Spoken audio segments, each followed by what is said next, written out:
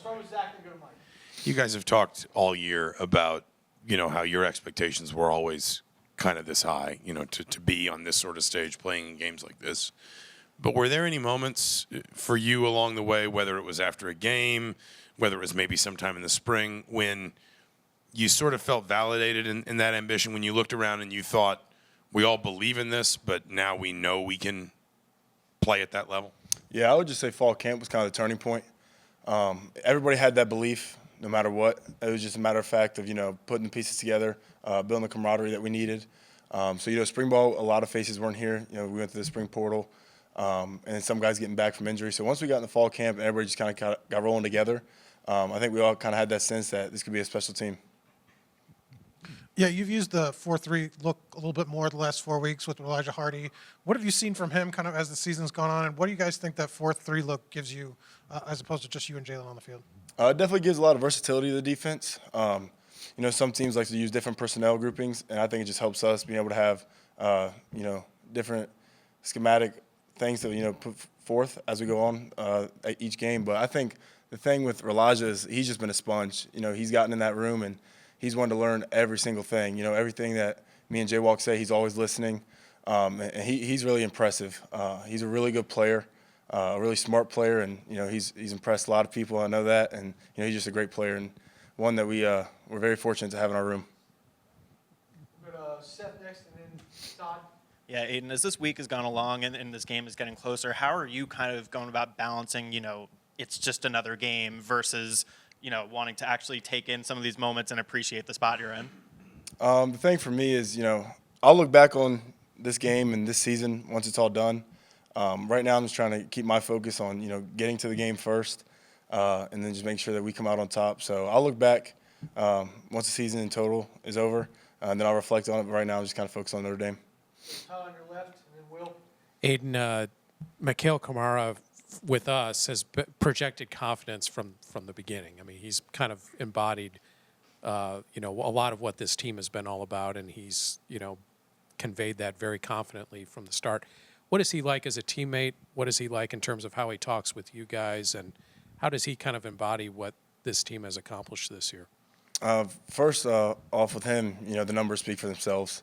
He's a phenomenal player once he's on the field, but what he brings off the field is really special. He's a really good leader.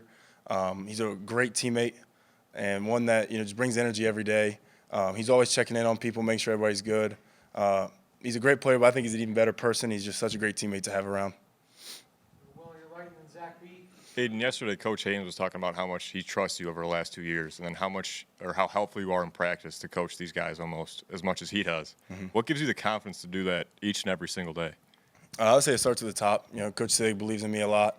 That kind of funnels down to Coach Haynes and the guys in my room. So as long as they believe in me, I'm gonna have that confidence to kind of help them out. And I would just say the prep that I put in myself, how hard I work, and making sure that I have things cleaned up and shored up for myself. That way I'm good to project it on other people and kind of lead by example and show them the way and how I got to where I'm at now. Stay on your right with Zach B, and then go to Jim. Coach Haynes yesterday mentioned how it's really difficult to stop a running quarterback like Riley Leonard. What's the key for you guys defensively to slow him down and slow down the running game of Notre Dame? Yeah, the first thing is you want to just keep everybody in front of you. They do a great job with their rushing attack. So our biggest thing will be, the same thing we've played with all year, great angles. You watch a lot of film. He's a great player. You watch a lot of film on him. A lot of people take really bad angles on him. I think he's even talked about, some people just think he's slower than he is just based off his position, but he's a really good athlete. He's got to make sure we take good angles to him, and once we get to him, and make him pay the price for carrying the ball. Joe on your left, and then Ravi. Aiden, well, every unit has to perform for Indiana to win this game. What have you seen in watching film on Notre Dame from their offense in total that Indiana has to do from a defensive standpoint to win the game? We got to stop the run. It's something that we're very prideful in here as a defense, and then something that they're really good at on offense. So it's going to be a really good matchup. Our biggest thing is just, like I said, take those smart angles, attack when it's there, and make sure we stop the run first of all. Ravi on the right, and then Joe. Yeah, you got named All-American, D'Angelo All-American, Kamara All-American, Works top-rated QB among playoff quarterbacks. Just kind of like, What's the sense of pride and accomplishment all you guys have made in coming from different levels, go to the Big Ten, get it done? You know, first, just with team success comes that individual success. So as long as the team's doing well, you know, obviously your players are going to reap the benefits of that. But definitely a sense of pride, you know, especially where we came from and how hard I know everybody here has worked to get to this point. So it's a blessing, and, you know, all glory to God for putting me in this position.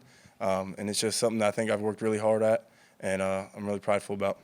We'll go Joe third on your right, then Pete. And when we've talked to the coaches, whether it's Sig or Haynes, they've mentioned how the Ohio State game was a big learning point, a lot of lessons from that. What would you say is the most important lesson you learned from that Ohio State game in preparation for this Notre Dame game? Yeah, there's a lot of distractions going into that game. A big game with a hostile crowd, and it's just something that we got to learn how to manage and handle.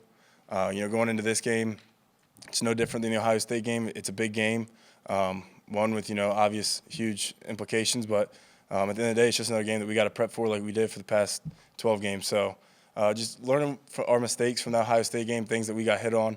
You know, we've had 3 weeks to clean up and shore up, so we'll be ready to, you know, take that lesson and put it to use Friday. We'll go Pete far left, and then Jack. Aiden over here. I'm just curious, how much fun is it to play in this defense? What do you like about it? And I know this is not the offense with the quarterback, but do you have, you know, input not necessarily on the game plan, but like make some suggestions? Hey, I'd like to do this, or we can do this. Do you have any input at all? So first question, playing this defense, I don't know if you can find a player in that locker room that doesn't have fun playing this defense. First, you're on a top-rated defense. You're making plays every Friday, Saturday, and, you know, you're having fun just playing with the guys that you care a lot about. And just seeing the emotion that, you know, playing this defense brings. You're flying around, you're hitting people, you're making big plays, interceptions, you know, sacks. Playing an explosive defense obviously is a lot more fun than just playing at one that, you know, you're going to give up 2 to 3 yards of carry and then you're off the field. Like, we want TFLs, we want sacks, we want the explosives. So, you know, I don't know how anybody would not want to play in this defense. It's a lot of fun.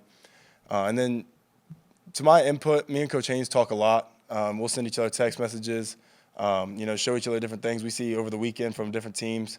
So we'll be able to kind of, I get my input there, just talking to Coach Haynes and seeing things that he likes, and just kind of going from there. So just a little bit of input, just make sure that me and him are communicating at a high level. Last one to Jack on your left. Yeah, Aiden, going into a big game like this, how do you try to manage your emotions to where obviously you're excited for the game, but you don't want that to sort of, you know, take over things? How do you manage that personally?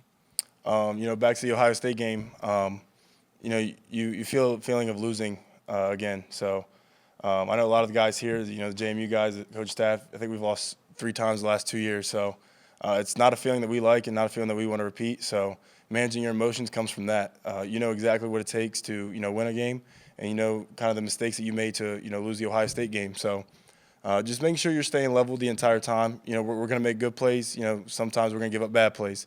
In the grand scheme of things, you just got to stay leveled and make sure that you're focused on the next play as soon as the whistle's blown. Great. Thanks, Aiden. Thanks, guys.